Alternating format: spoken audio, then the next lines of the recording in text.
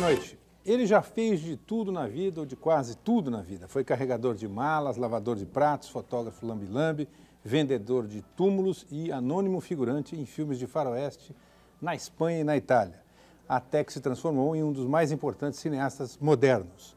No centro do Roda Viva esta noite, o roteirista, produtor e diretor Héctor Babenco, 52 anos.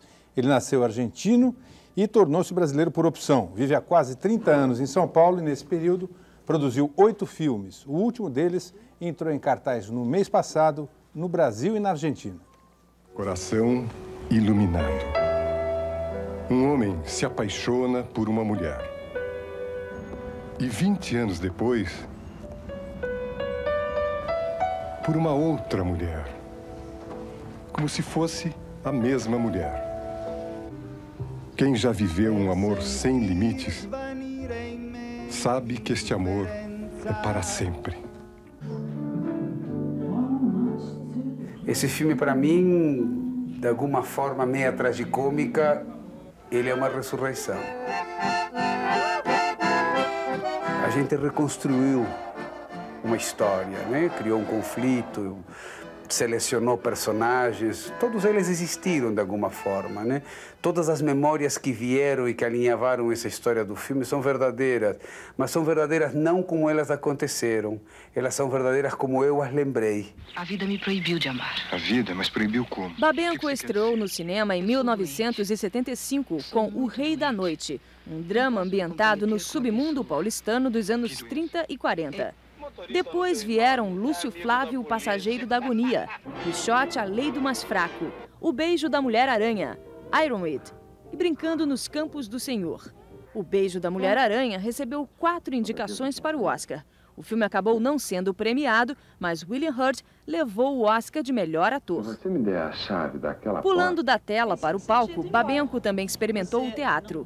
Dirigiu a peça Louco de Amor, onde também entra no terreno de personagens marginais que povoaram seus filmes e que, ele confessa, sempre lhe causaram fascínio. Mas no último filme foi diferente. Decepcionado com suas filmagens nos Estados Unidos e atormentado por um câncer linfático que o levou a um transplante de medula óssea, Héctor Babenco dedicou-se a vasculhar o próprio passado.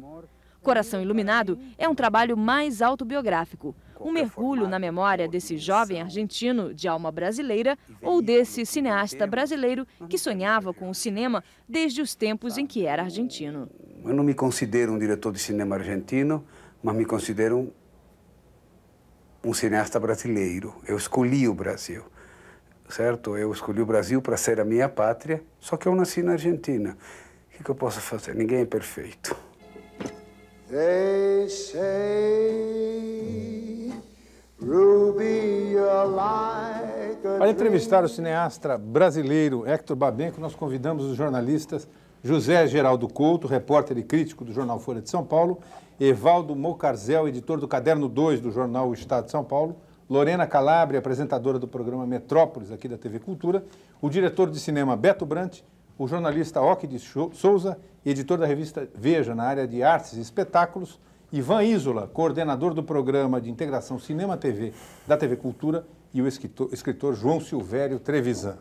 O Roda Viva, você sabe, é transmitido em rede nacional para todos os estados brasileiros e também para Brasília. Se você quiser participar deste programa, pode fazer sua pergunta pelo telefone 011-252-6525. Pode também enviar a sua pergunta ou a sua dúvida pelo fax 011-3874-3454. E o nosso endereço na internet é rodaviva@tvcultura.com.br. Boa noite, Babenco. Boa noite. No seu filme Coração Iluminado, há um momento em que o personagem principal pergunta para um fotógrafo o que a pessoa tem que fazer se quiser se tornar um diretor de cinema. E ele responde o seguinte, se não me engano, a primeira coisa é saber contar uma história.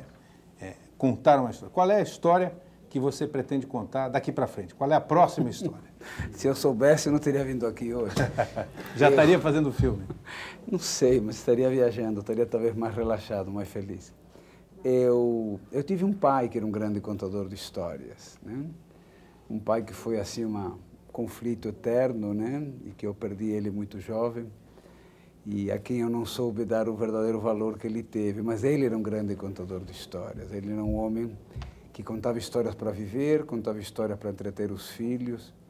Eu acho que eu achei esse achado de dizer que para fazer cinema se deveria contar saber uma história que a gente quisesse contar, porque era uma forma que eu queria dizer a meu pai o quanto eu gostei das histórias que ele me contou e que nunca tive coragem de dizer a ele pessoalmente. Agora, então, por isso que esse diálogo está no filme. Sim. Agora, Você vê que os caminhos não são tão profundos, nem tão verdadeiros, nem tão definitivos. Eles, às vezes, obedecem a uma dinâmica interior do desejo do realizador de um projeto que decide inventar uma explicação para o seu desejo. Mesmo que seja uma explicação para algo inexplicável. É, porque o desejo não tem verbalização. O desejo, quando a gente fala dele, a gente está mentindo. O desejo, ele é cego, ele tem uma dinâmica própria. O desejo é porrada, o desejo vai, é um pulo de trapezista sem rede. Quando você começa a pensar e explicar o porquê do desejo, alguma coisa não está funcionando legal. Numa entrevista também que você deu, e desse material que a pesquisa aqui do Roda Viva selecionou para a gente, há uma afirmação que você diz que você só põe para fora uma história quando não consegue mais controlá-la dentro de si, ou algo nessa direção. Eu sempre tive movimentos muito dramáticos nas minhas explicações, porque tenho uma origem argentina, e por detrás da origem argentina está o melodrama, e por detrás do melodrama está o tango e a morte, né? E uma certa melancolia também, e uma certa forma de achar de que o drama é mais poderoso que a comédia, coisa que hoje renego totalmente. Não totalmente, mas eu acho que eu já bati forte demais nessa tecla, de que estou com muita vontade de mudar a sintonia, o diapasão do meu gosto, do meu olho, do meu desejo. Supõe-se nisso, então, que o próximo filme pode ser, eventualmente, um filme no campo da comédia? Digamos que sim. Digamos que sim. Mas não com muita certeza. Mas respondendo à tua pergunta, que você dizia a respeito, quase sempre os filmes, eles obedecem, voltando à resposta primeira da tua pergunta, a uma vontade, é um ato volitivo, muita vontade muito forte, muito orgânica, muito visceral de você querer contar alguma coisa, né? Porque, veja bem, a gente vive no Brasil uma situação de grande privilégio e de grande tortura, né? Porque como nós não temos uma indústria cinematográfica, você ainda pode tentar canalizar num projeto teu de cinema, você pode reinventar, passar a limpo coisas que você quer dizer no teu trabalho e transformar isso num produto e ainda fazer ele acontecer como filme. Já numa indústria muito mais estruturada, você tem muito mais dificuldades de poder canalizar um desejo mais interior, uma coisa mais íntima, enfim. A nossa miséria seria, de algum sentido, teria algum ela sentido é benéfica, de liberdade? de certa forma, ela é benéfica. Eu sempre digo, apesar de ser frontalmente contra qualquer tipo de opressão, ditadura, autoridade, sou assim um anarquista desde garoto, jamais militei nem na esquerda nem na direita, mas o meu trabalho tem uma transparência social, enfim, sou uma pessoa muito humana, enfim, alguma coisa que nos meus filmes está dito de quem eu sou, que me fez muitas vezes dizer e compreender que nos anos da ditadura se fizeram grandes filmes no Brasil. Então, Babenco, por favor, não se entregue à comédia tão facilmente. Não, de jeito nenhum, não vai ser tão fácil. Não vai ser tão fácil. Babenco, eu gostei muito de você ter mencionado a questão do paradoxo, enfim, entre a comédia e o drama, o seu ser argentino dramático, porque você produziu o Coração Iluminado num período complicadíssimo da sua vida, com a doença e tal, e eu imediatamente me reportei ao Caro Diário do Nanni Moretti, que é uma abordagem totalmente diferente. Você preferiu ir para o passado. Eu gostaria de perguntar a você por que, especificamente, o resgate desse momento, quando você se viu diante da morte, você resgata aquele preciso momento que é apresentado no Coração Iluminado. Por que não outro? João Silvério, querido amigo, se eu soubesse, eu teria podido ter optado por isso, por aquilo ou por outra coisa. Naquele momento me pareceu que era um ato de emergência. Eu naquele momento sentia-se uma necessidade assim quase que impossível aceitar a ideia de que outra coisa pudesse ocupar o lugar que aquela memória estava me gritando para que eu não a esquecesse. Então eu escolhi alguns picos, alguns icebergs, houve assim umas, eu sempre brinco com essas palavras, algumas polaroides que não queriam ir embora, e eu decidi juntá-las e fazer um mini mural com a ajuda do Ricardo Piglia, né? Que foi assim, uma espécie de quem ordenou o material proposto por mim em todas as instâncias do trabalho ao longo de vários anos. E eu achei que havia um ser argentino dentro de mim que tinha ficado tremendamente nanico ao ter vindo para o Brasil. Eu já disse isso várias vezes. Eu soterrei demais aquela coisa minha argentina. E, de alguma maneira, essa minha visão não colegial em nenhum departamento ideológico, nenhum departamento filosófico, se deve muito à educação que eu tive fora de casa. Ou seja, eu fugi de uma educação que não me interessava no meu seio familiar e fui reencontrar um outro grupo que me abriu as portas da utopia, da percepção, da maluquice, enfim, da capacidade de sonhar, a pouca importância do universo do real, do material, do prático, do sucesso, enfim. E eram anos assim que precederam ainda os movimentos hippies que entram no final da década de 60. Veja bem, eu sou de 46, eu vivenciei essas coisas com 16, 17 anos, que eram nos 62, 63.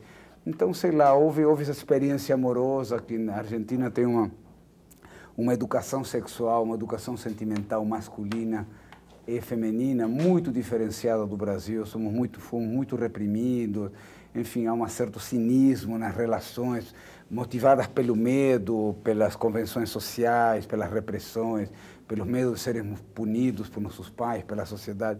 Então, de alguma forma, eu desaguo numa relação amorosa extremamente maravilhosa, poética, doida, com uma mulher divina, que era realmente a rainha da cidade, a mulher que muitos amigos já tinham tido algum caso com ela. Era um ser livre total no meio de uma gaiola, que era aquela cidade pequena, né? E ela me leva a um final muito, quase que tétrico. A gente praticamente fez um exercício de suicídio não anunciado, o que também mostra o nível de comprometimento que havia com a ideia romântica de morrermos existencialmente felizes como ato de contestação à repressão da sociedade, né?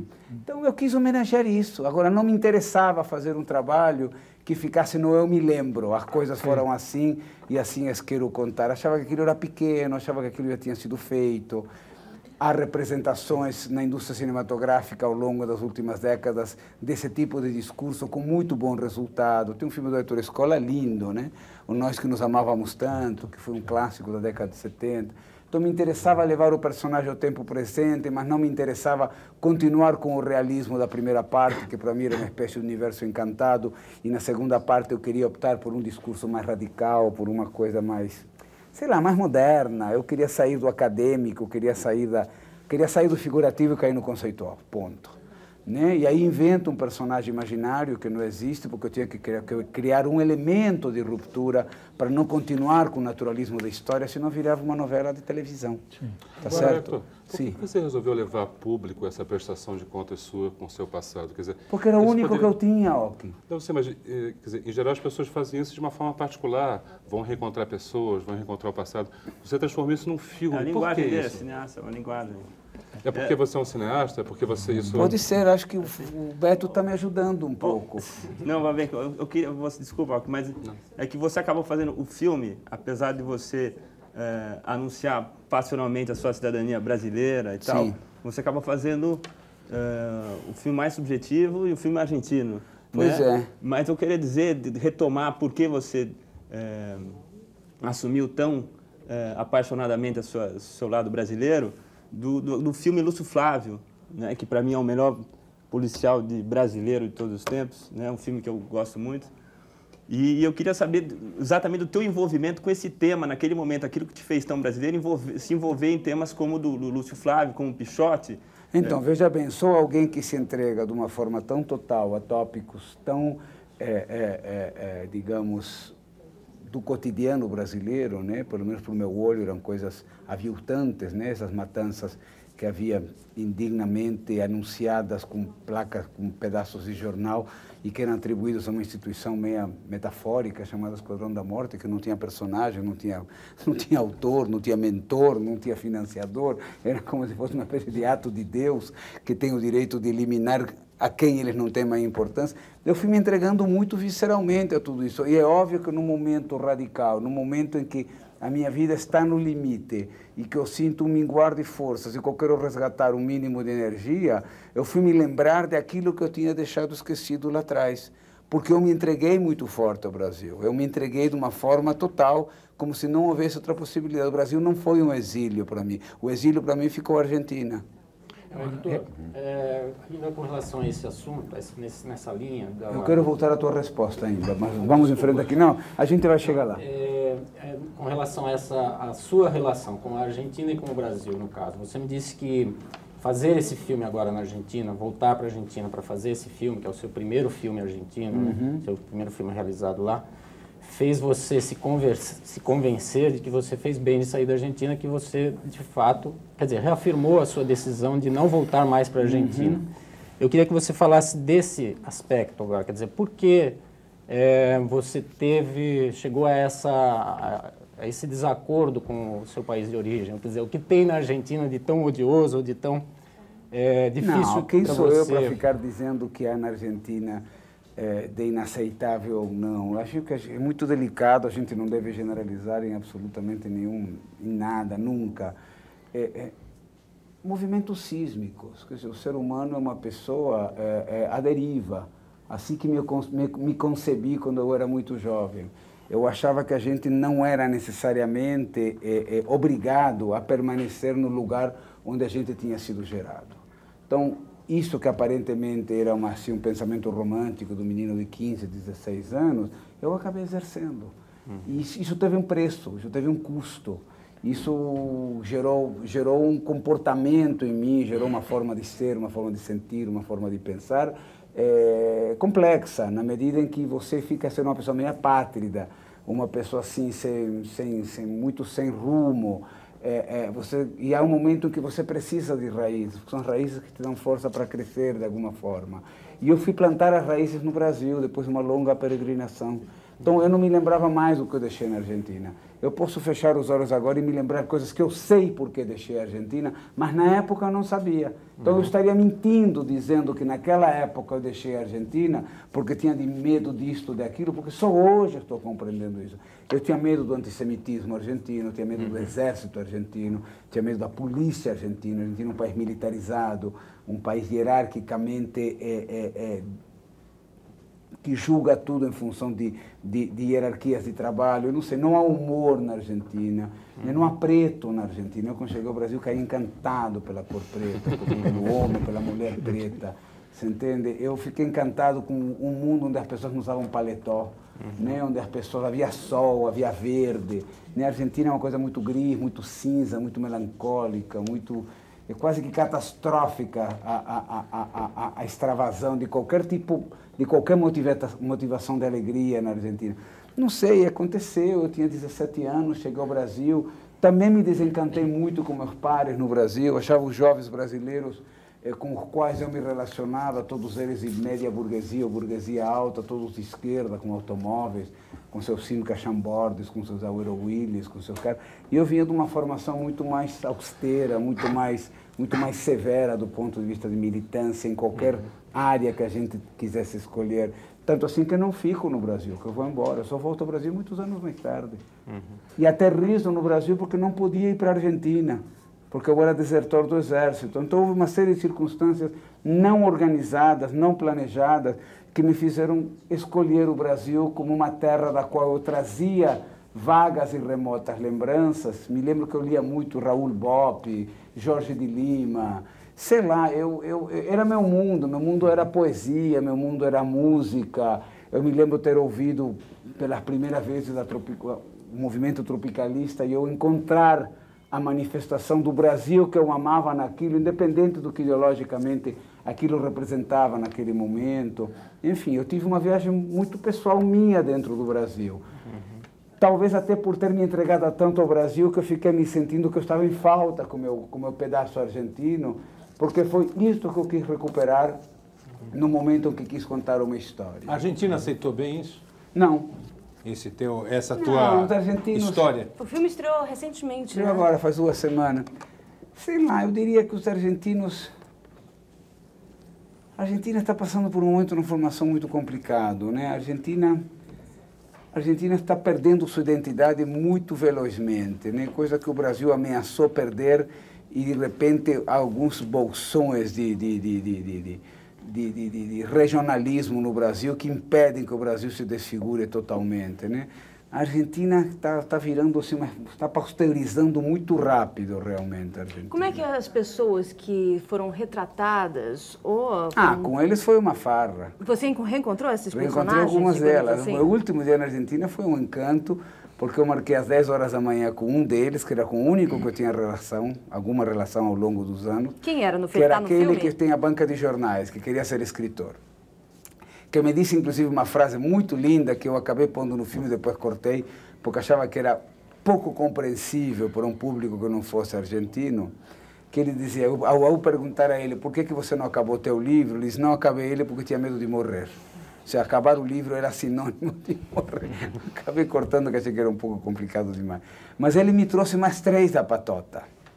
Me trouxe o que era Grupier do Cassino, que hoje é um médico, um psiquiatra famoso, que faz tratamentos através das encarnações do paciente de vidas anteriores. Quer dizer, eles ficam mais ou menos na mesma turma. Todos ficaram na marginalia total, todos são perdedores absolutos, todos são maravilhosos. Por isso que você é tão carinhoso. Nenhum deles será jamais entrevistado nem pela Folha, nem pelo Estado, nem pela Veja. Jamais terá um automóvel, não tem ideia de nada. Levei ele num restaurante. Eu acho que, tirando ir numa pizzaria, nunca tinham ido num restaurante, provavelmente. Não sabia nem ler o menu.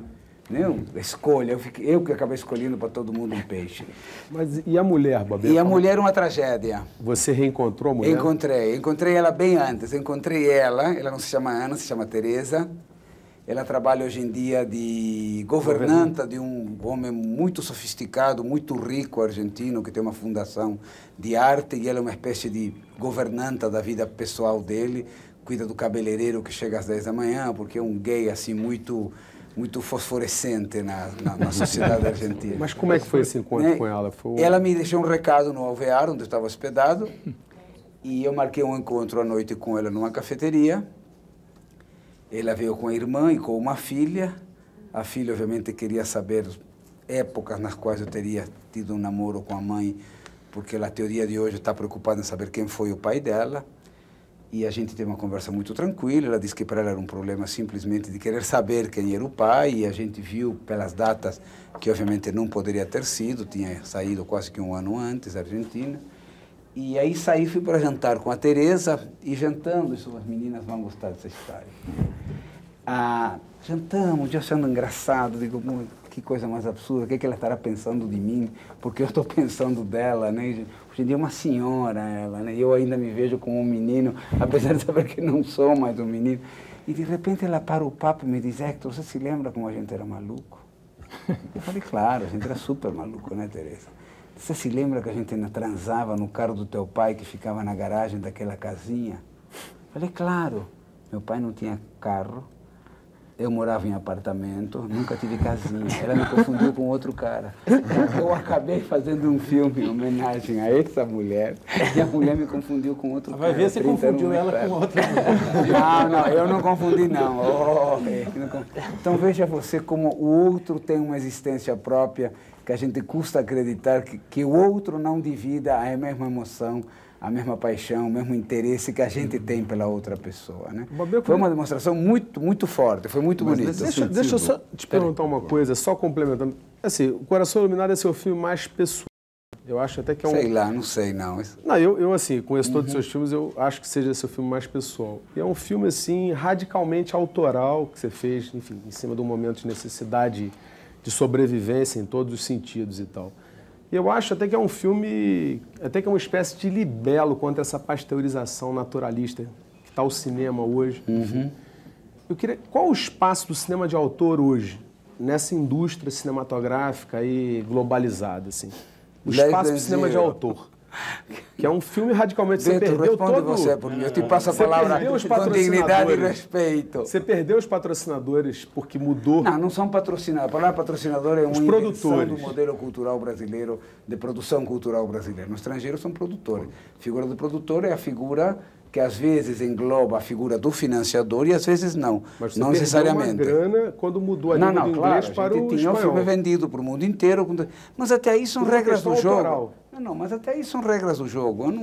Eu não posso chorar porque eu prometi um filme com determinado elenco que tem um poder de marketing e de venda determinado, que faz com que a pessoa que vai me dar dinheiro o faça garantido no nome desses atores, porque ele repassa esse filme para os territórios onde ele vai vender o filme. No momento que eu abri mão dos ingredientes que ele estava vendendo, ele delicadamente me disse: Babenco, adoramos seu filme, adoramos seu projeto, mas sem A, B, C, D e E, que eram as pessoas com quem nós vendemos o filme, eu quero lhe dizer que faça o senhor boa viagem. E eu fiquei a ver navios. William Dafoe saíram nesse pacote. Saiu Natasha Kinski, saíram os que estavam por alguns anos, que seguraram 2 anos à espera para fazer o filme. Por sorte do filme, né?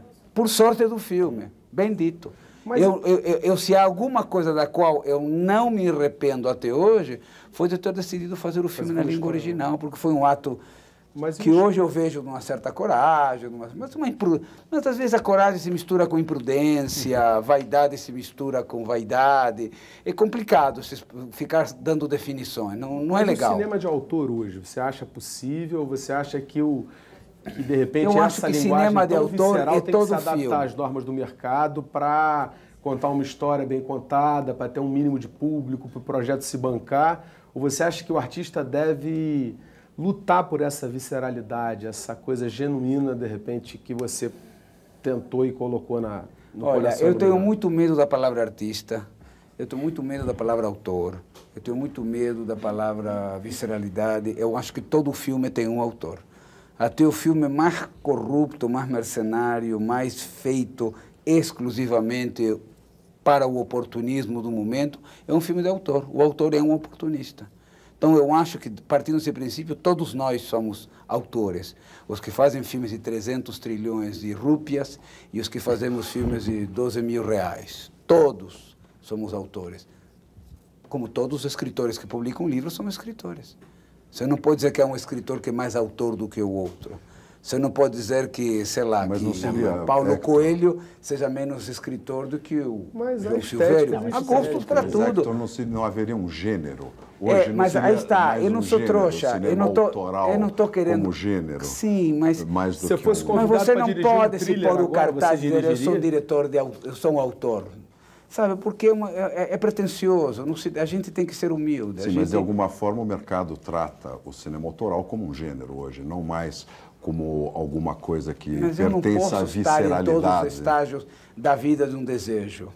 Eu estou em alguns estágios da vida de um sonho, outros, o sonho tem que andar sozinho. Ele tem que encontrar seu grau de adaptabilidade à realidade na qual nós vivemos. A realidade que nós vivemos é catastrófica, nunca foi mais desastrosa, nunca foi mais infeliz, nunca foi mais tão pouco generosa e criativa com as manifestações. O que a gente vive hoje é um isolamento, assim, uma invasão da idiotice generalizada, porque você vê, as pessoas já vão hoje ao cinema praticamente para comer pipoca. Antigamente ia-se ao cinema e se comia pipoca. Hoje você vai, já que vamos comer pipoca, vamos ver um filme. Então, realmente, está complicado. E a pipoca tem melhorado muito, né? A pipoca tem melhorado muito para os que comem, né? Como eu não como, detesto fazer barulho no cinema, sou uma pessoa que ainda respeita o trabalho do outro. Né? Mas o que eu queria dizer era que... O que eu queria dizer? Você rejeitou vários roteiros, por exemplo. Hollywood te mandou vários roteiros antes de Coração Iluminado que você não quis dirigir. De repente, sabe alguns por que eu rejeitei? Legais... Sabe por quê? Porque eu não seria a pessoa certa para fazer esses roteiros. Eu estaria mentindo a eles e mentindo a mim mesmo. Eu não seria da competência que eles precisavam para fazer esses projetos. Eu sei das minhas limitações. E eu, ao dizer isso aos produtores internacionais, eles tomam isso como um ato de falsa modéstia, como um ato de vaidade, como um cara presunçoso. E eu, no fundo, estou defendendo a proposta deles. Porque eu não saberia fazer Descent.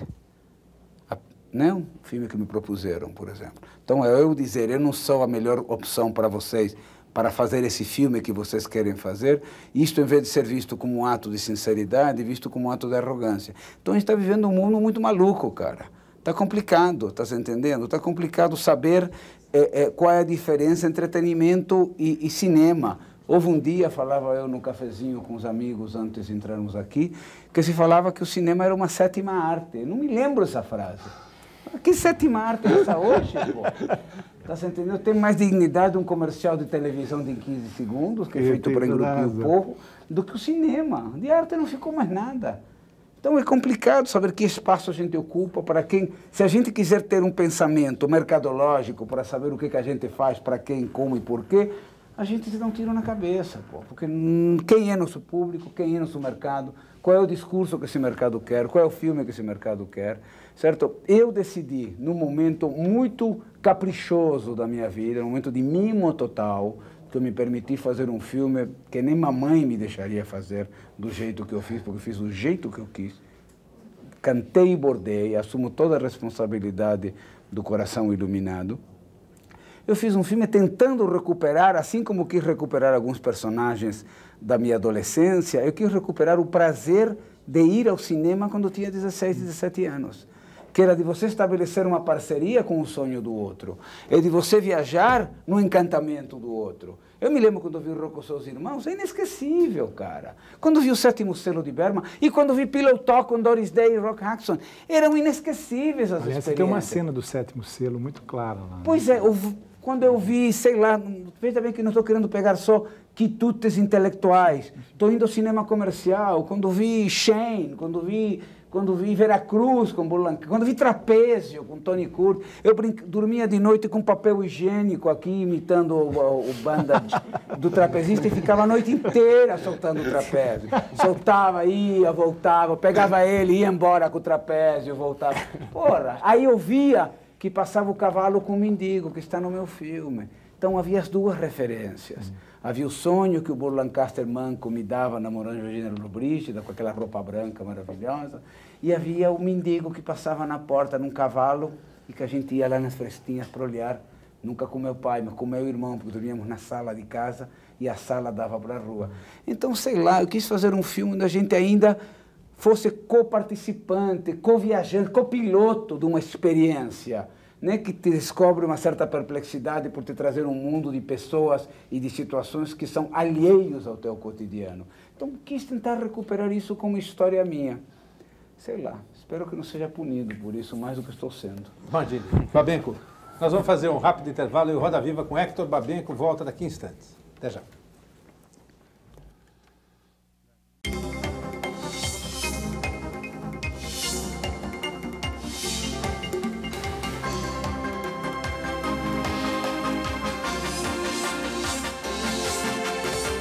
Estamos de volta com o Roda Viva, esta noite entrevistando o cineasta Hector Babenco. Você pode participar do programa fazendo perguntas pelo telefone 011-252-6525, pelo fax 011-3874-3454 ou pela internet. O nosso endereço é rodaviva@tvcultura.com.br. E a pergunta é de Luciano Guimarães, que é universitário de São Vicente, aqui, litoral de São Paulo, que diz o seguinte: você e Walter Salles fazem o cinema humanista, diz ele. Até que ponto o fato do brasileiro não estar interessado apenas em entretenimento mudou a visão do nosso cinema? O que você acha, pergunta ele também, do filme central do Brasil? Bom, enfim, a pergunta é muito ampla, né? Muito comprida, muito extensa. Eu acho, primeiro, que não é o Walter Salles e eu que fazemos um cinema humanista no Brasil. Acho que tem muita gente que vem fazendo isso até antes do que a gente. Eu acho que a gente quem? Nós, cara pálida. Sei lá, é um pouco confusa a pergunta e um pouco confusa a minha resposta. Eu acho que a ideia humanista também é um pouco abrangente e um pouco... não sei, eu acho que é bom que alguém se interesse em querer saber do cinema brasileiro. Eu acho que é bom que a gente saber se ele viu esse filme em São Vicente, né? Uhum. Litoral do estado de São Paulo, né? Deve ser pouco o cinema brasileiro que passa provavelmente por lá. Eu acho que Central do Brasil é um belo filme intenso, um filme digno, um filme bem estruturado e que foi feito com o pensamento certo para o mercado correto, e ele está seguindo um caminho já praticamente prognosticado pelo próprio Valtinho, e também é um grande ato de conquista, de autoconfiança de um realizador no seu terceiro filme, ter chegado a concluir um filme da forma que ele o quis fazer, eu acho. Vamos a outra pergunta? Hector, eu queria te fazer uma pergunta. Eu notei, no fim do primeiro bloco, uma certa amargura sua diante da banalização, da vulgarização, da quantidade de produtos audiovisuais que nos lotam os olhos e os ouvidos e não deixam nenhum resquício. E me lembrei que o pai dos irmãos Lumière disse que aquela invenção ela não tinha futuro. Qual é o futuro que você vê para o cinema? Eu acho que o cinema... O que é o cinema? É um ritual, né? É uma manifestação grupal de estar dividindo simultaneamente com outras pessoas no espaço público uma história, uma aventura, um acontecimento. Eu acho que à medida que a sociedade vai se tribalizando de uma forma mais chata, mais pouco criativa, onde estamos constantemente cada vez mais em relação com a imagem eletrônica, onde estamos praticamente mapeado o mundo já dos locais que a gente poderia, deveria e gostaria de ir através da televisão, com cada vez menos possibilidades, a não ser numa velhice já depois de 60, 70 anos, poder viajar como turista. Eu acho que o cinema ainda representa a grande opção. Eu estava lendo outro dia de que as vendas e aluguéis de videocassete têm decrescido muito nos últimos 2 anos e que tem voltado a haver um fluir o consumo do cinema. A pergunta que a gente deve fazer é que tipo de cinema está querendo ser consumido e está sendo consumido hoje e quais são os mecanismos de oferta que há para esse público, né? Então, aí que a porca torce o rabo um pouco, né? A gente começa a perceber de que há uma quantidade cada vez maior de público que vai ao cinema a ver os mesmos filmes. Então, passa a haver cada vez... É como um país que não tem classe média, você passa a ter exclusivamente uma tropa de elite, né, que todo mundo se concentra em ver grandes filmes, e aqueles filmes que faziam o recheado do mercado, onde a cada um ia encontrar o seu trivial simples, aquilo que mais interessava a cada um de nós, está começando a desaparecer. Se vê na televisão. Ou vê na televisão, ou não vê, ou vê como produto não diferenciado. Eu acho que aí a mídia tem tido uma participação razoavelmente inteligente nos últimos anos, não por amor ao cinema, mas senão por medo de perder o bonde do consumo, né, de tentar revitalizar, revigorizar, redescobrir, dar valor a quase tudo, quase que sem exceção de critérios a respeito do que é mais ou menos importante. E eu acho que isso tem alimentado a curiosidade das pessoas para saberem de alguns filmes, mas não necessariamente para ir consumi-los.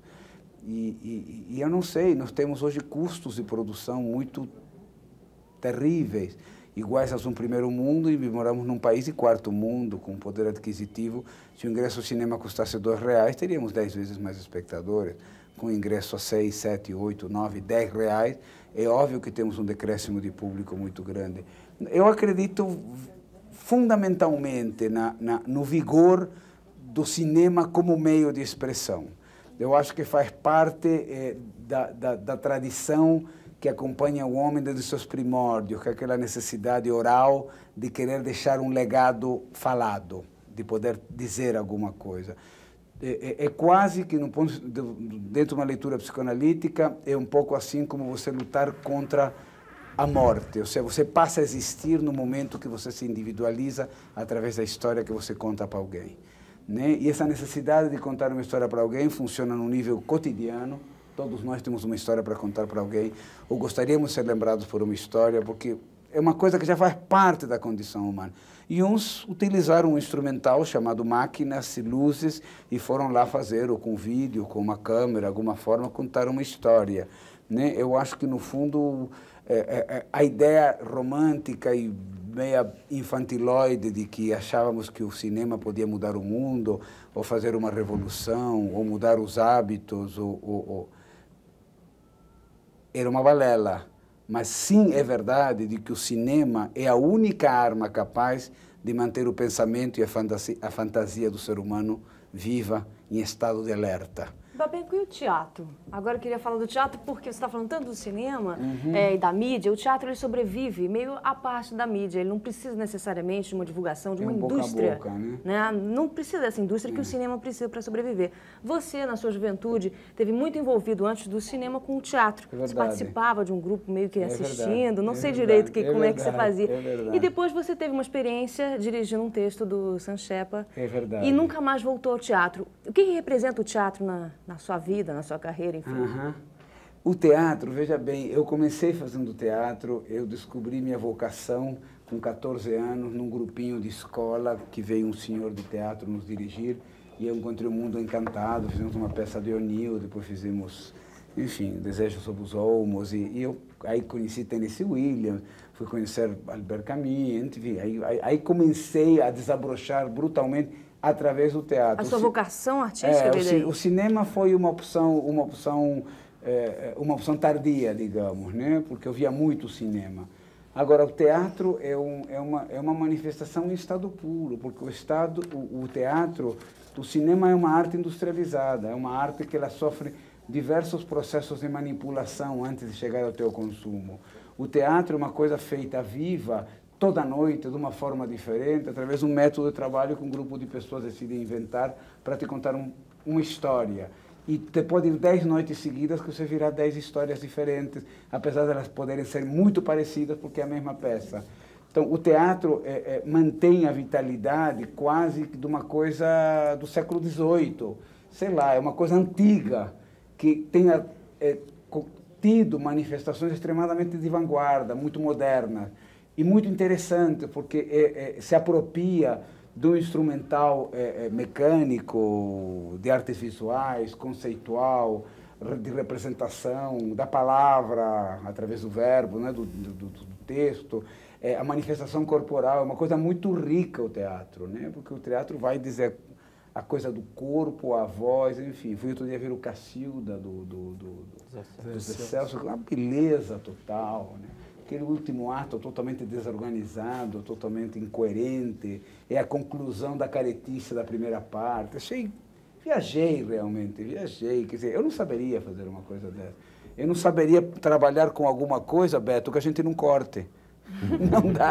Não dá para você interromper o meu, cortar e colar com uma fita crepe com outra situação. A direção de ator, você tem um método que me parece ser bastante sofisticado de direção de ator. Assim, eu acho que Marília Pêra, em O Rei da Noite, no Pichote, né, que você fazia uns laboratórios dela com os meninos e tal. Meryl Streep, segundo eu soube, ela disse que depois que ela morre em Ironwood, ela ficou 40 minutos estatelada no chão, ela embarcou tanto que, enfim, na personagem que você achou que até que ela tinha morrido.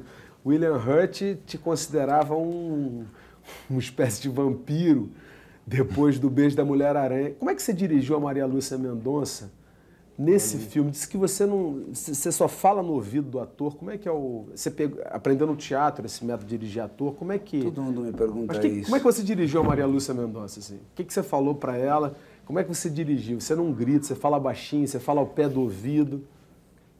Olha, eu sempre acho que ao escolher um ator, há um processo muito misterioso de sedução. Se eu vou escolher ele para fazer um papel e ele para fazer outro, ele para fazer outro, eu posso elaborar 300 discursos racionais, o perfil, o cabelo, o look, o teste, o tom da voz, o perfil. Mas há uma coisa que não dá para descrever o que é. Então, porque o ator, apesar de ele achar que ele está representando para a câmera, não é verdade, ele está representando para o diretor. Há um processo de sedução total, né, e de submissão na qual o ator quer fazer uma demonstração para o diretor e o diretor sabe que o ator está fazendo isso para ele, que a câmera é um mero objeto terciário que é o responsável pela captação dessa coisa, mas há um fluir meio secreto aí que funciona, pelo menos no meu caso. Eu aposto nisso. Então, as minhas escolhas são quase sempre instintivas e meu grande método de trabalho é deixar o ator fazer o que ele gostaria de fazer. E depois eu recorto. Eu jamais levo ao ator a minha visão de personagem por uma razão muito simples. Eu não tenho. A Maria Luísa Mendonça não, eu não tenho. No filme. Eu não sei o que a pessoa tem que fazer. Eu não sou uma pessoa maquiavelicamente uma pessoa que tem a capacidade de construir o seu desejo. Eu funciono em base a um instinto. Minhas sequências, minha filmagem, ela é improvisada às 7 da manhã. Eu chego às 7 da manhã e em 10 minutos eu decido o que eu vou fazer. Pode demorar uma hora esses 10 minutos. Você chegou a reclamar de alguns atores americanos pelo excessivo profissionalismo. Claro. O cara dizia assim, porque aí não dá. O que você quer que eu faça? Claro, aí não dá. Aí não dá. Quando o cara te diz o que eu faço quando eu entro no set, você percebe que você fez uma escolha errada. Com quem, Babenco? Você pode dizer nomes? O Tom Berenger. Você teve problemas com ele? Eu não tive problemas. Ele é inexistente. Ele é tão expressivo quanto um Scania Babis. Então, nesse caso, um caminhão. Mas nesse caso, o que aconteceu com a sua intuição, graça então? falar dele. O que aconteceu com a sua intuição? É ter maldade falar mal dele. Não, são aqueles atores que chegam e dizem, bom, onde que eu sento? Digo, não sei. Você que está trazendo o personagem, escolhe você a tua cadeira. Se eu achar que por aí não vai, eu levo ele para outra cadeira. Mas deixa ver o que vem com ele, qual é a viagem que ele traz. Os atores se preparam, fazem laboratório, lêem livros, não dormem à noite. Ué, vamos dar uma vazão para eles, deixa eles brincarem. Depois a gente, sem querer, a gente vai dizendo, tá maravilhoso, maravilhoso, mas faz desse outro jeito. Você vai manipulando um pouquinho. Mas é bom trabalhar com o impulso do ator. É um ser vivo, é a pessoa que, de alguma forma, terá sua imagem impressa quimicamente numa Agora, no película. caso da Maria Luísa, você acreditou mais na intuição da Xuxa. Foi uma indicação da Xuxa Lopes, né? Ela tinha feito um workshop com a Adriana Muschin no Rio, e ela voltou me dizendo, olha, não sei quem que você está pensando para fazer o personagem do teu filme, mas tem uma menina lá que fez um trabalho fantástico, acho que ela tem um tipo fortíssimo. E até a metade da filmagem, a Maria Luísa me chegavam informações dos maquiadores, dos costureiros, todo mundo, que ela se perguntava como é que eu escolhi ela, por que eu escolhi ela. Mas ela realmente chegou... Mas ela está perfeita. Ela está tomada, né? Eu acho que mas ela você é um pouco injusto. Mas o talento é dela. Seria sacanagem eu me atribuir a tutelagem do papel dela. Ela veio com uma dimensão de limite tão tênue entre a loucura e a ironia, entre a sexualidade e a sacanagem, e ela tem uma certa leitura dos momentos mais psicóticos do personagem, onde ela ri da própria atitude dela. Ela tirou, eu diria, um lado barrão argentino meu, que havia no roteiro, ao qual ela deu uma vida que eu não conseguiria nunca imaginar. O mérito é muito grande e muito dela. Acho que você está sendo humilde demais, porque... Mas o que precisamos você enxugou nos impulsos dela? Como é que você orientou para ela estar tão tomada daquela maneira? Bom, primeiro ela é uma atriz, ela tem um poder de concentração muito interessante. E aqui sou obrigado a fazer um pouco de manipulação de informação, mas, por exemplo, é quase menos difícil fazer um personagem com um instrumental de voz tão rico como o que ela tinha no roteiro, como é complicado fazer o personagem que a Xuxa faz, que não tem personagem. É um personagem que não sabe onde vem, para onde vai, não tem nome, o que ela representa, é a projeção de um ser feminino de sexualidade absoluta que está aí para roubar um coração de um homem, né, ou de todos os homens, ou daquele homem. Não personagem. Então, não há elementos de estudo de personagem, a não ser trabalhar essa coisa. Eu dei para ela, me lembro, para ler aquele livro, 2 livros de ensaios sobre o mito de Lilith, mas que só fala de o que Lilith representava no Antigo Testamento, o poder das trevas, o outro lado da lua, a saliva, a baba. Então, não havia absolutamente nenhuma informação técnica para recompor um personagem. Os atores escrevem. Aí você vê que as pessoas são capazes de reinventar um personagem quando entram numa viagem, você entende? Os meninos eram mais fáceis, porque o personagem dos dois homens, eles foram escritos, até porque de alguma forma era eu, escrito com outro nome. Eu tentei ser sempre extremadamente no limite da intervenção. Eu não queria ser o factor, quem faz as coisas na história. E o filme que era de um homem... Como? E o filme que era para ser a história de um homem vira a história de duas mulheres. Ou de uma mulher. De duas mulheres marcando um homem para sempre. Engraçado isso. Muito engraçado. Porque não foi concebido desse jeito. As meninas tinham uma importância na história, mas o importante era a viagem desse personagem. E à medida que eu ia filmando, eu fui percebendo que as mulheres que eram realmente o pivô, eram realmente a energia do filme rolava em função da procura da mulher, do que a mulher representava dentro da história. Na primeira cena da Xuxa Lopes, eu não sei se eu estou maluco, mas ela fala português. Ela fala português na igreja. Na igreja, assim, ela murmura. Ela um homem, porra.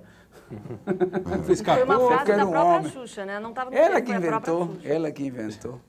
Até para dar uma coisa dúbia, acredito eu, que ela poderia ser uma prostituta brasileira ou não. Porque ela é, assim, alguns comentários que eu ouvi com relação ao filme, as pessoas estranham muito a cena da facada. Que ele mata, mas é uma cena deliberadamente grotesca na medida em que ele está exorcizando uma projeção, assim. E as pessoas com um olhar mais naturalista queriam uma cena de um assassinato. Queria que eles acabassem em Cancún, passando um fim de semana. Exatamente. Num pacote comprado na Estela Barros. O exorcismo de uma projeção não podia. Agora, deixa eu te perguntar só uma coisa. Você acredita visceralmente na ficção. E, de alguma maneira, a ficção toma vida e ela adquire vida própria e, de alguma maneira, ela te reinventou também. A sua própria história, porque você não tem pleno domínio sobre a sua própria história. De que maneira a ficção te reinventou como ser humano, como argentino, como brasileiro? Não, aí já fica um pouco denso demais. E eu estava falando, começamos dizendo que queria fazer comédia, mas o interessante desse processo, tentando ver se encontro uma resposta para a tua pergunta, é que o filme passa a ser uma terceira entidade. Que não é mais aquilo que você concebeu, aquele desejo que te motivou a... Você não voltou à Argentina para ver seu pai. Ele vira uma outra coisa, ele vira uma outra entidade com vida própria, com exigências próprias, com mecanismos e necessidades apropriadas ao que ele veio a dizer. Babenco, nós vamos fazer um rápido intervalo e o Roda Viva com Héctor Babenco volta daqui a instantes. Até já.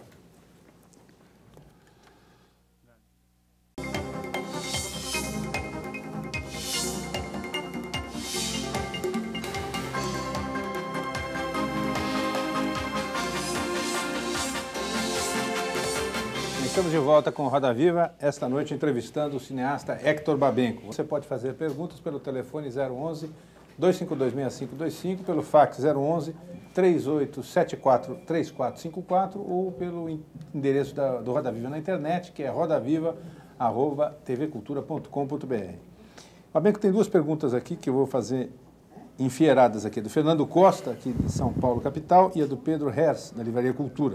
O Fernando pergunta se você tem intenção de filmar o romance Galvez, o Imperador do Acre, que várias vezes você mencionou que tinha esse projeto. E o Pedro diz que você comprou vários direitos de filmagem e acabou não realizando nenhum. Quais os motivos da não realização dessas obras? Você não acreditou nelas?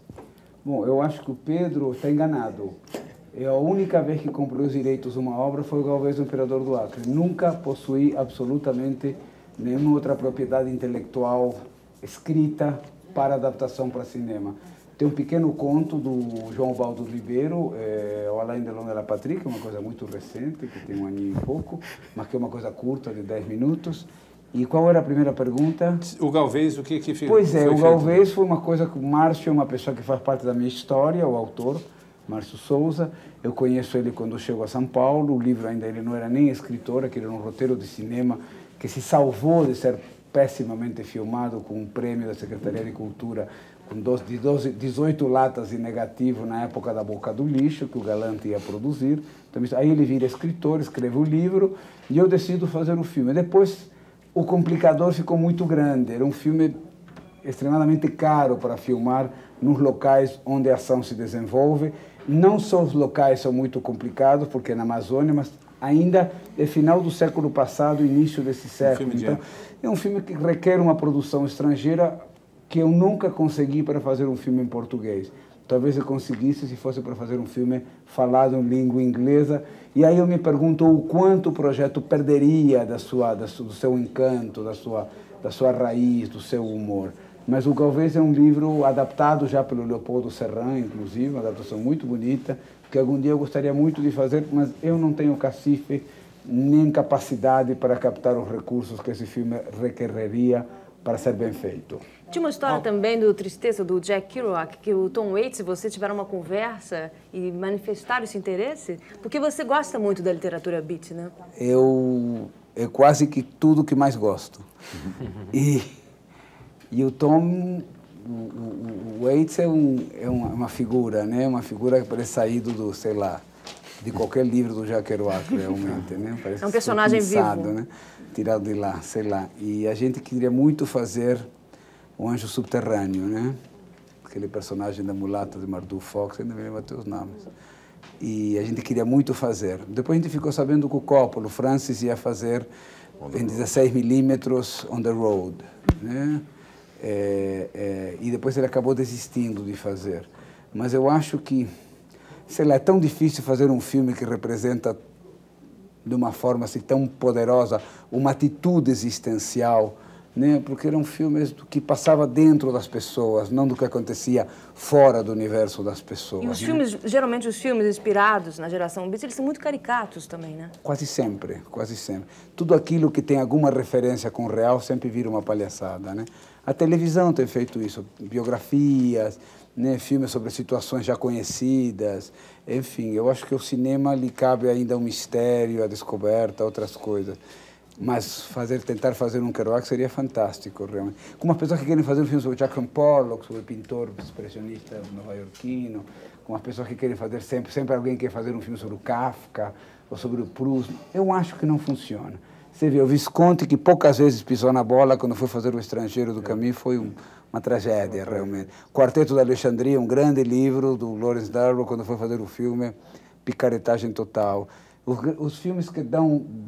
Os livros que dão grandes filmes são normalmente uma literatura de segunda. Que dá grandes filmes. Você parte normalmente de um livro. No caso do Coração Iluminado, eu lembro de uma entrevista que perguntaram para você, a primeira pergunta está do Marcon, qual é o seu próximo projeto? E você disse, eu não tenho ainda o projeto, eu tenho o título, Foolish Heart, que era uma música que você ouvia muito. Ele já deve ter o título do outro, aqui ele tá... Pois é, esse foi o único caso, e eu queria saber, desde os final dos anos 80, nas entrevistas que a gente lê... Não, no caso do Foolish Heart é verdade. Mas você já tinha esse projeto. Eu não sabia o que eu queria, eu sabia o que eu não queria. E eu achava encantadora a ideia de usar como leitmotiv a música do Bill Evans que eu ouvia quando era garoto. Né? Que era Foolish Heart, achava que tinha uma coisa... parte da música, porque assim, eu li uma entrevista sua também, você falando da convalescência da sua segunda cirurgia, você ficou 60 dias, enfim, numa convalescência, e você ouvia música. Eu cantava. Você cantava, Quer dizer, eu ouvia e verbalizava do jeito macarrônico que saía. A centelha é música para o teu processo de criação, para a ideia de um filme? A música está aí, as músicas do Coração Iluminado são muito bonitas. Não dá para pôr tudo o que você gosta, mas eu sempre faço uma pequena homenagem. No Iron We tem uma pequena peça de menos de um minuto, que é um minueto uma pequena peça de um autor russo, que agora me foi Scriabin, tocada ao piano pelo Horowitz, que é a peça musical que ela toca quando entra na loja de pianos e ela senta como uma mendiga e ela toca um pequeno improviso no piano. Foi uma música que eu ouvi durante anos, mas assim, todos os dias eu ouvi. Então, há músicas que foram marcando minha época, foram marcando os tempos meus, momentos da minha vida. Época que eu ouvia muito jazz, época havia muita música clássica, época que eu ouço muita música étnica, sei lá, música iraniana. Mas a música de fundo do Coração Iluminado, se eu não estou enganado, não que ela toque, é um tango, não é? Não, não eu fugi do tango como o diabo foge da cruz. Eu gostaria que você falasse um pouco do Zbigniew Preisler, que, segundo, na minha opinião, é o grande compositor contemporâneo, o homem que fez toda a música do filme do Kieslowski, o Preisler, e enfim... fez muitas mais coisas já, mas coisas muito, muito fortes, muito poderosas.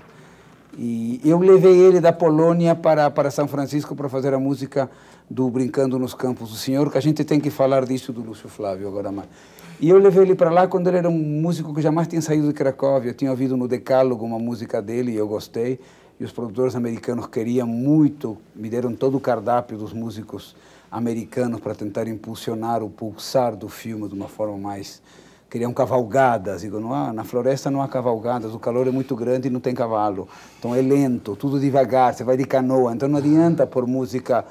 Não é Indiana Jones, né? Então eu descobri lá um eslavo maluco em Cracóvia, vendi a ideia para o Saul Zenson um domingo à tarde, levei ele para comer um peixe grelhado, digo, escuta isso no carro. E o velho se encantou porque tem uma origem eslava, judaica, lá polonesa. E trouxemos o Zbigniew da Cracóvia para São Francisco e fez a trilha sonora do Brincando nos Campos do Senhor. Então, quando eu tenho que decidir a música desse filme, era mais ou menos o mesmo processo da história. Eu sabia tudo que eu não queria, mas eu não sabia quem eu queria. Me lembrei do Zbigniew e mandei um vídeo para ele na Polônia. Já não era o mesmo Zbigniew, hoje ele cobra $500 mil por uma música.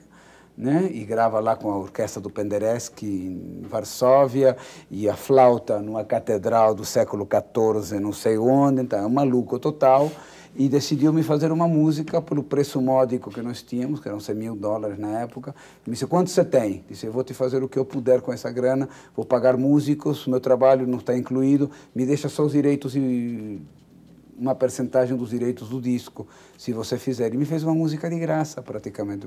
Fez 50 e poucos minutos de música. Me lembro que ele queria gravar um clarinete numa igreja de pedra, e um dia me liga às 3 da manhã, para as diferenças horárias. Eu estava dormindo em Nova York, acabando o filme. Me disse, Hector, il a um grande problema, temos um problema. Mas que foi, Zbigniew? Qual foi o problema? Disse, chove há 3 dias e não posso gravar um clarinete dentro da igreja. Já que você falou no Esse é o personagem. Você falou no Brincando, Hector. Esse é o personagem. Considero um filme bastante pessoal também, porque você bancou esse projeto. Teve vários acidentes de percurso, você só citou um até agora, que foi esse pequeno, enfim, esse particular aí com o Tom Berenger. Mas eu queria que você falasse mais desse filme, porque, de um certo modo, ele pode ser comparado com o que, guardadas as devidas proporções, o Coppola passou fazendo Apocalipse Sinal. Foi o seu Apocalipse Sinal, e eu queria saber em que medida todos esses problemas durante as filmagens influenciaram o resultado do filme. Veja bem, é um projeto que traz um carisma e um peso e uma responsabilidade muito grande. Foi um grande clássico na década de 60 da cultura pós-hippie americana, esse livro chamado At Play in the Fields of the Lord, que é Brincando sob os Campos do Senhor.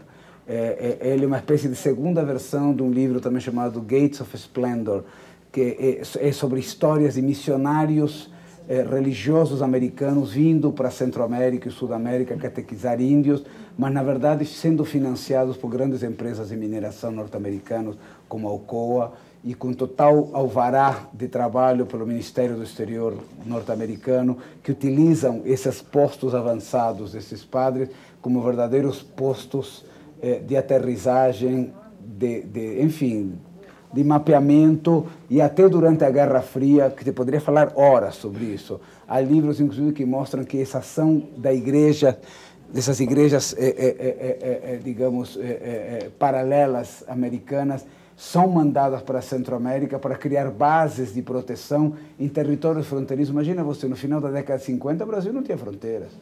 Roraima nem existia. 60... O estado de Roraima, acho que em 60 e pouco, 70 e pouco, que é criado. Aquilo era uma relação desconhecida, fronteiras da Bolívia, Peru, Equador, lá em cima, tudo aquilo. Então eram todos focos manipulados, mapeados, cadastreados com tecnologia já de ponta, que era o radar, que era o rádio, que eram fazendo mapas, coisa que a aeronáutica brasileira nem tinha sequer.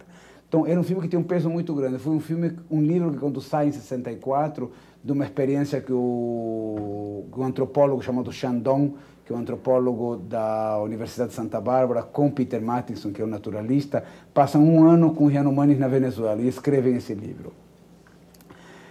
Esse livro foi o primeiro comprado, de primeira mão, assim que ele sai, é comprado pelo John Huston, para ser feito pela Metro-Goldwyn-Mayer. Chegaram a fazer o primeiro roteiro, não deu certo. O segundo roteiro foi feito para o Arthur Penn, que também não foi feito. O terceiro roteiro foi para o Marlon Brando dirigir. Tem um artigo do Esquire de 10 páginas que fala toda a gênese do Brincando nos Campos do Senhor, desde o momento que o livro saiu até o momento que o filme foi feito em 89 e 90. Saul Zaentz comprou os direitos de 3 empresas que tinham os direitos do livro e tinham direitos adquiridos e dinheiro a receber de quem fosse fazer o filme. Ele pagou um dos direitos mais caros da história do cinema, porque ele teve que ir recomprando. Ele passou 2 anos com os advogados dele, querendo recomprar esse livro. Era um livro que ele queria fazer antes de Estranho no Ninho, que ele fez com Jack Nicholson.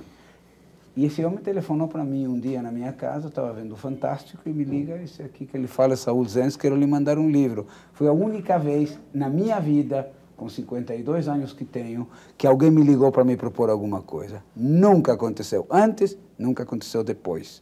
Foi alguém que me telefonou para dizer, eu quero você, eu vou lhe mandar um projeto, gostaria muito de saber a sua opinião. Diz o produtor.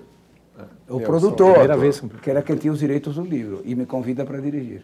Aí ele me diz, eu quero que você, se ler o livro, se interessar, que saiba que estamos em outubro, eu não posso voltar a falar com o senhor até o Natal, porque o Milos Forman tem uma opção para dirigir esse filme, e ele me disse que até final do ano ele me dava uma resposta.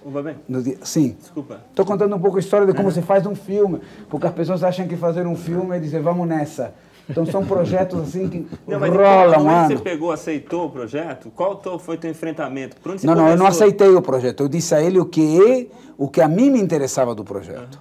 Eu falei, no projeto, há uma área do projeto, do livro, que está totalmente deficiente, que está visto com olhos míopes, que é a realidade do índio brasileiro. O nativo, no livro, ele é folclórico, ele é Disneylândia. Os outros personagens são de verdade. A quem ele criticava de uma forma tremenda. Ou seja, ele não tinha uma visão, digamos, protetora desses pastores fajutos em função dos índios. Os índios ele desconhecia, os outros ele criticava. Digo, a mim só me interessa fazer esse filme se eu poderia estabelecer uma igualdade de pesos e medidas entre as forças da ocupação e o desolamento dos ocupados. Só me interessa porque é uma história do Holocausto, é uma história do modelo mais moderno que o homem, pós-Segunda Guerra Mundial, conseguiu criar para aniquilar um inimigo que não existe, que são os primatas ainda, praticamente o último grande grupo solto que há no planeta, que é os Yanomamis, foram aniquilados durante 2 décadas, consequentemente, 60 e 70, e deságua nessa coisa do ouro. Enfim, há registros enormes. Mas quando você começou, você viajou para a região? Fiquei um ano viajando. Fiquei um ano preparando. Você pediu esse tempo no Saul Zaentz, assim, eu preciso desse tempo. O Saul Zaentz disse, o filme só se fará quando houver um roteiro que agrade a você e agrade a mim. E demorou 1 ano e meio para isso acontecer. Eu falei com ele em janeiro, nós começamos a trabalhar em março, e o filme só começou a ser filmado em julho do outro ano. Houve 3 roteiros feitos pelo Jean-Claude Carrère em tempo integral e passamos 10 meses viajando. Passei 4 meses treinando os grupos indígenas numa fazenda que alugamos para poder fazer as aldeias. Teve 6 meses de pesquisa, departamento iconográfico, habitat, música, canto. Enfim, foi uma gesta fazer um filme. O Estênio Garcia que eu trabalhei... Aconteceu alguma coisa com o meu som, estou sentindo um certo eco. Não, eu saiba não. Pergunto, e o resultado, Babem? Foi? Vocês que têm que falar, eu já fiz o filme. eu queria assim, complementar essa coisa do Brincando. Eu gosto muito do filme. Eu gosto muito do filme. É um filme dos índios. Só que como os índios não são judeus, não ganham Oscar.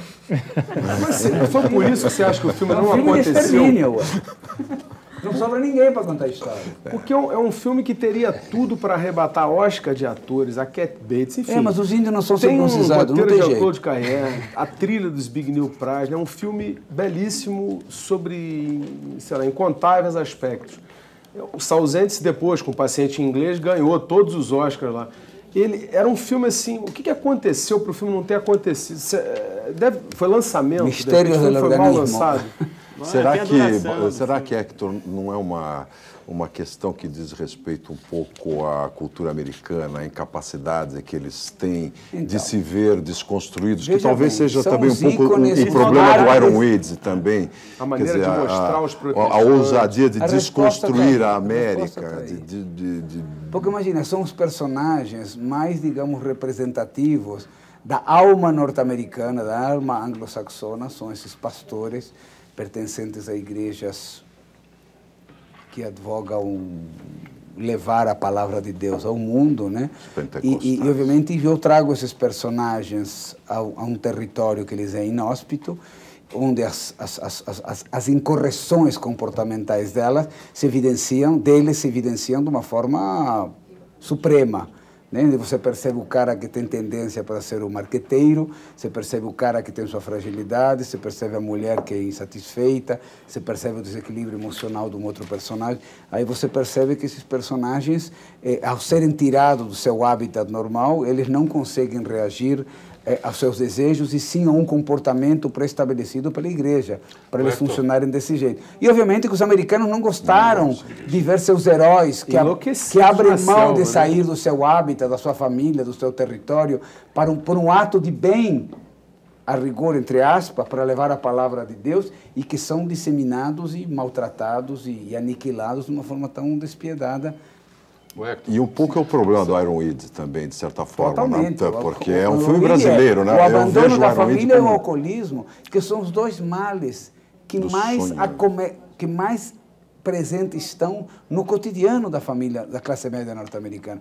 Disso não se fala. E quando o filme foi lançado nos Estados Unidos, se não me engano, foi lançado no Natal e foi considerado um filme sério e triste demais para essa época do ano. O Iron Weed, não é isso? Isso? Nem me lembro. Foi. É o que está registrado nos jornais. Ele foi considerado triste demais para essa época do ano. Porque Natal, os filmes de Natal são filmes com mensagem, com uma coisa mais otimista. Ok, uma das explicações para ele não ter ido bem nesse lançamento. Veja bem, eu tenho certeza que se o Iron Weed fosse feito com Paulo Autran e Marília Pera, teria sido bem aceito no Natal, por exemplo. Porque não era a realidade deles que estava sendo... Não, mas eu estou falando dos Estados Unidos. Foi feito com dois ícones da cultura americana, o Jack e a Meryl, então é muito difícil para eles engolirem no sapo. O livro tem uns diálogos maravilhosos, uma coisa assim de uma dimensão poética e de uma coisa super, super interessante. E foi difícil para eles segurarem. Eu queria falar um pouquinho da sua trajetória no cinema brasileiro, rapidamente, num aspecto bem particular. Você é um caso muito estranho, você é um estranho no ninho. Você não pertenceu ao Cinema Novo, você não pertenceu à Boca, você passou por todos eles, mas você sempre foi o Hector Babenco. E eu acho que nesse processo há um elemento muito interessante, que é a relação entre o criador e o homem de negócios. Eu estava comentando outro dia com meu irmão, conversando com ele, Antoninho Marmo Trevisan, da Trevisan, a Trevisan Auditoria, que é a empresa que faz auditoria na HB Filmes, nossa firminha. E ele me disse que ele estava absolutamente perplexo, encantado com a capacidade que você tem de gerenciar esses trabalhos de produção, inclusive com a transparência com que você trabalha com os produtores, que é uma coisa rara no cinema brasileiro. Você tem auditoria durante todo o processo e em cada momento do processo você está mandando informações para os produtores, certo? Ele diz que tira o chapéu para você em função do profissionalismo, que você é o cineasta mais profissional de longe do Brasil. A minha pergunta é, como é que funciona na trajetória do cinema brasileiro esse Hector Babenco, criador e homem de negócios? Deixa eu completar a pergunta, desculpa. Eu queria que você falasse um pouco também, nessa linha da sua inserção no cinema brasileiro.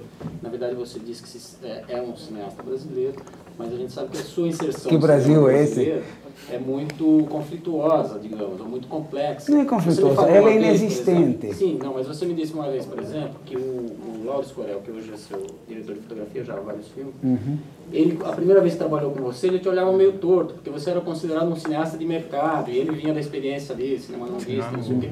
E essa era um pouco uma visão generalizada entre os cineastas brasileiros, eu imagino. Não, e você era muito... Havia um preconceito muito grande ali sobre para conseguir se impor como um cineasta brasileiro, para conseguir, justamente porque você nunca participou dos grupos, das patotas, coisa e tal, houve um processo de afirmação sua, que talvez até tenha passado também pela repercussão internacional e tal, até que você fosse aceito pelos cineastas brasileiros e tal, pela inteligência da área cinematográfica, como um cineasta brasileiro, um cineasta importante, um cineasta a ser... Veja bem, eu acho que todas as academias só interessam se elas forem de más letras. Né? De boas letras, a mim não me interessa estar lá dentro. Claro. Certo? A mim me interessa o erro, não o acerto. Porque o acerto, se acertou, você tem medalha para a vida inteira. O importante é você estar à procura sempre. Eu sempre tive a necessidade, como todo filho de imigrantes, de ser cooptado por um meio social. Isso nunca aconteceu no Brasil. Mas eu sempre me queixei dentro de mim da recusa que eu sentia por parte do outro a me aceitar como um deles. Com o tempo fui percebendo que o outro não existia. Que o outro existia em terceira pessoa, em alguns ensaios, em alguns momentos, mas que não havia nenhuma união entre aquelas pessoas que eu imaginava que eram um grupo. Então, eu percebi que o grupo era um grupo. O grupo era uma mentira. O grupo não existia, o grupo era um grupo. Então eu digo, então por que... E esse grupo você está se referindo ao cinema novo, particularmente? Sei lá, existiu um movimento estético, político, revolucionário, com filmes interessantíssimos que foram os que me fizeram optar por essa cultura, certo? É óbvio que foi o cinema brasileiro, mas eu nunca vi eles como uma unidade, como uma espécie de time de futebol. Mas nem mesmo como unidade estética. O cinema novo tinha talvez uma unidade política, mas unidade estética... O que eu posso dizer é que a viagem de todo diretor de cinema que não se vê em terceira pessoa é muito solitária. Eu sempre recusei a me ver como alguém que estava ocupando um espaço na história de qualquer coisa. Acho que se ocupa algum espaço na história de alguém, na minha, pessoal, e de mais ninguém. O que me interessa é que os filmes, de alguma forma, fiquem no inconsciente das pessoas, que fique alguma coisa às pessoas, independente sobre que rótulo eles foram arquivados. Então, essa sensação de não fazer parte de, às vezes, serve até como um nutrimento, como uma forma de você se autoalimentar, porque já que você me rejeita, eu tenho que me autoabastecer, tenho que ser próprio sobre mim mesmo, não posso depender de ninguém. E é um fenômeno muito forte. O Rio de Janeiro, por exemplo, o meu filme rejeitou totalmente, a imprensa ignorou, a classe cinematográfica ignorou. Imagina você, quem sai como defensor do meu filme de uma forma assim ostensiva, a viva voz, é alguém que eu conheço, que é o Rogério Sganzella. Sai dizendo que o filme é isto, que o filme é aquilo, que o filme é patapim, patapam. Eu não conheço o Rogério, vi ele 2 vezes na minha vida, porém viu bem o filme da Luz Vermelha 10 vezes, talvez, provavelmente. E o filme Memórias de Helena vi. Quer dizer, eu vi tudo, mas eu não conheço o personagem que fez aquilo. Mas ele foi tão rejeitado quanto você, não é? Ele sabia como é que a coisa funcionava. Não sei. Você fez uma pergunta... O lado empresarial... Homem de negócio. Pois é, veja bem... O Toninho Trevisan ligou para cá para fazer a mesma pergunta. Olha aqui, eu disse ao ministro numa viagem de avião que ele me fez algumas perguntas um pouco ingênuas a respeito de como funcionava o cinema na realidade, na prática, e eu ofereci até minha firma, se ele quisesse, não tem telhado. Porque para você ter uma atitude de honestidade perante o mercado, você não pode ter telhado de vidro. E eu acho que a gente fez as coisas corretamente sempre, tentou ter uma postura honesta perante o mercado. Eu talvez seja o único diretor-produtor ao longo dos anos que a Embrafilme, de alguma forma, fez parte da nossa forma de fazer cinema, que jamais deveu um centavo a Embrafilme. Todos os meus filmes, sem exceção, no primeiro mês, eles liquidavam suas contas, os débitos com a Embrafilme. Então, aí que vem uma certa bronca de ver que eu nunca fui atendido na mesma qualidade e com o mesmo respeito que outros cineastas que deram repetidas vezes provas do seu amadorismo, da sua incapacidade profissional, com a mesma qualidade. Então, sei lá, eu tenho um sócio com uma pessoa isso muito que eu queria especial, te perguntar. Me muito fala do formidável, Ramalho. Claro. Francisco Ramalho, que é um homem que se junta a mim num momento, aqueles encontros de vida que também não tem definição, que ele é o responsável, ele é o factotum, ele é meu outro lado, a pessoa que, obviamente, cuida de mim e cuida dessa pequena empresa que nós temos. E é uma doçura de pessoa. E é uma doçura de pessoa. Né? Então, o Ramalho é uma pessoa que é o responsável por representar a minha ideologia dentro do campo do contábil, do prático, do administrativo, do político, né? Porque ele é uma pessoa de verdade, realmente um grande profissional, um cineasta. Agora, em várias ocasiões, Babem, desculpe te interromper, imagina.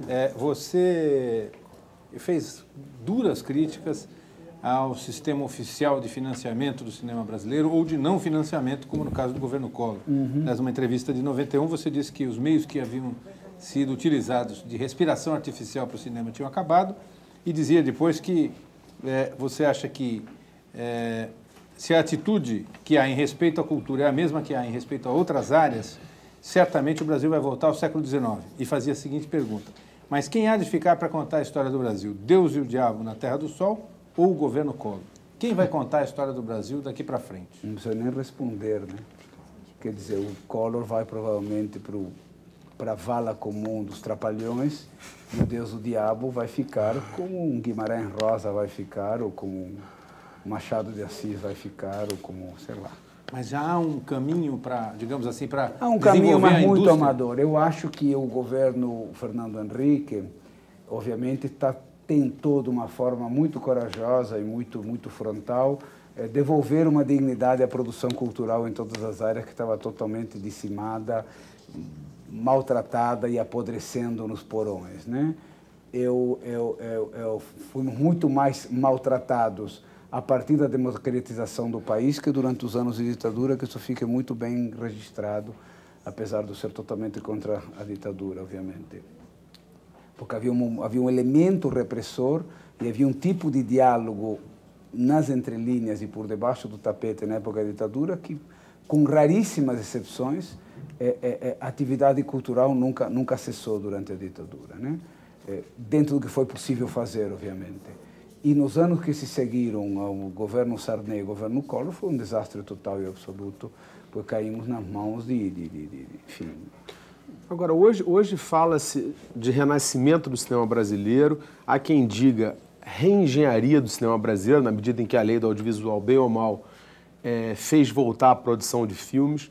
O que você acha que, dentro desse momento de reengenharia, poderia ser colocado em prática para a indústria deixar de ser eternamente embrionária? Veja bem, não sou eu que tenho que dar essa resposta. Eu acho que a gente, como profissional do ramo, o Beto e eu aqui nesse grupo, a gente pode apontar os problemas que a gente tem. Agora, as soluções, eu acho que requer um pouco mais de tempo, paciência e pessoas para poder analisar o contexto como um todo e não simplesmente como um problema individual.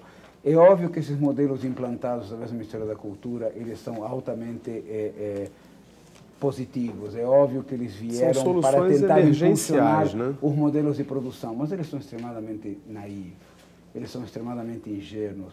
O mercado é muito mais esperto, muito mais habilidoso, muito mais complexo do que pensar que com a produção exclusiva nós nos abasteceremos, né?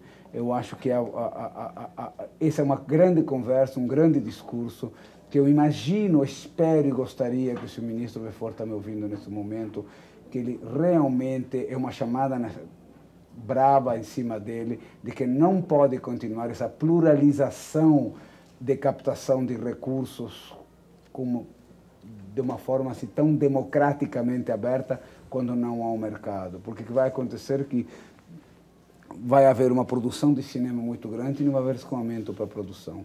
Eu acho que nós estamos vivendo um momento de ocupação, sim, e aqui tenho que utilizar um vocabulário da década de 60, né, e não ser taxado de esquerdinha babaca. Nós estamos vivendo um momento de protecionismo do produto estrangeiro contra o produto nacional. É um problema que assola vários modelos industriais brasileiros, não só do audiovisual, do cinema.